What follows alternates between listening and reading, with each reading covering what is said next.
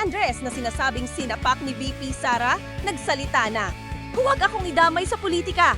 Nagbigay ng pampublikong pahayag si Abe Andres, ang dating sheriff na nasangkot sa insidente kung saan siya ay nasuntok ni Vice President Sara Duterte noong 2011.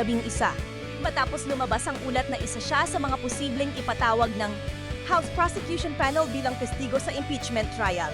Nilinaw ni Andres na ayaw niyang madawit sa anumang usaping may kaugnayan sa partisan politics at hiniling na igalang ang kanyang posisyon bilang isang kawani ng hudikatura. Please do not involve me in any partisan political matters.